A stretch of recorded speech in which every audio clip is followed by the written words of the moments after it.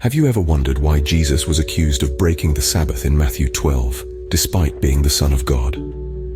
Let's delve into this paradox together. In Matthew 12, verses 1 to 8, we find Jesus and his disciples walking through a grain field on the Sabbath. Hungry, the disciples began to pick some heads of grain and eat them. This act was seen by the Pharisees, who accused them of breaking the Sabbath, a serious allegation at the time.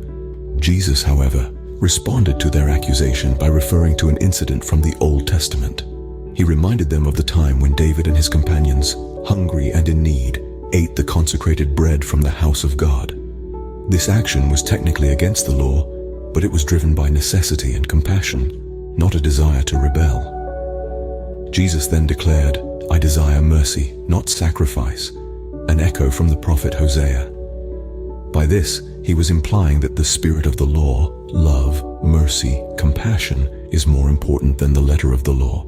The Pharisees were so focused on maintaining ritual purity that they had lost sight of the essence of God's law.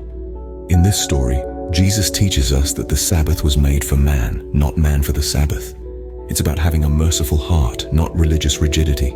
He invites us to live by the spirit of the law, not just its letter.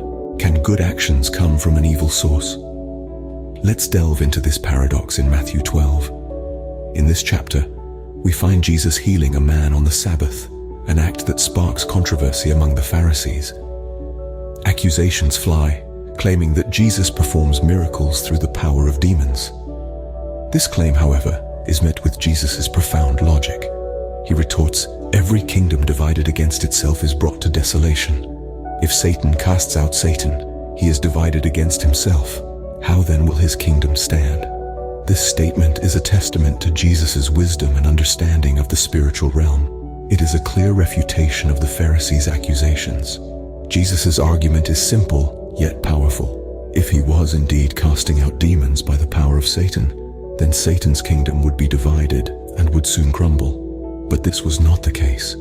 The miracles Jesus performed, the lives he changed, were evidence of a kingdom standing strong, not one on the brink of collapse. This brings us to one of the core teachings of this chapter. Jesus tells us that good actions cannot come from an evil source. He emphasizes that a tree is known by its fruit. This metaphor is a reminder that our actions reveal the condition of our hearts. Jesus teaches us here that good actions cannot come from an evil source, and that the fruits of our actions reveal our heart's condition. What does it mean to be a part of Jesus' family? Let's explore this in the closing verses of Matthew 12. In this part of the Gospel, we find ourselves in the midst of a riveting conversation between Jesus and the Pharisees. The Pharisees, ever skeptical, demand a sign from Jesus to prove his divine authority. In response, Jesus refers to the sign of Jonah. Now, this is a profound statement. Jesus is subtly hinting at his forthcoming death and resurrection, much like Jonah's miraculous survival in the belly of a large fish, only to be spit out alive after 3 days. However, the heart of today's discussion lies not in the sign of Jonah, but in what Jesus says next. He's told that his mother and brothers are waiting to see him.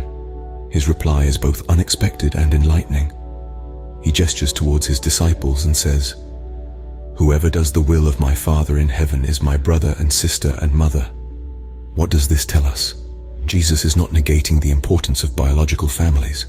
Instead, he is expanding the definition of family to include those who follow the will of God. This is a powerful message of inclusion and unity. It tells us that the family of Christ is not exclusive, but embraces all who are obedient to God's will. It is also a call to action. It reminds us that to be part of this divine family, we must actively strive to follow God's commandments. To be a brother, a sister, or a mother to Jesus, we must embody the teachings of love, kindness, and humility that Jesus himself preached. This is the true essence of being part of Jesus' family. It transcends beyond blood ties and embraces spiritual bonds. It is not merely about sharing a last name or a lineage, but about sharing a commitment to follow God's will. Jesus teaches us here that spiritual bonds are stronger than blood bonds, and that doing God's will makes us part of his family. As we reflect on Matthew 12, what can we take away from these teachings? In the paradox of the Sabbath, we learn the crucial lesson of mercy over sacrifice. Jesus showed us that the spirit of the law is more important than the letter. reminding us to prioritize compassion and understanding over rigid adherence to rules. Moving on to the miracle and the controversy, we are taught to discern good from evil by their fruits. Actions, not just words, reveal the true nature of a person or a situation. Finally, in the true family of Jesus, we discover the value of spiritual bonds over blood bonds. Our spiritual family, those who do the will of the Father, are as important, if not more so, than our biological kin. May we carry these insights in our hearts as we strive to live as Jesus taught us, showing mercy, discerning good from evil, and valuing our spiritual family. Amen.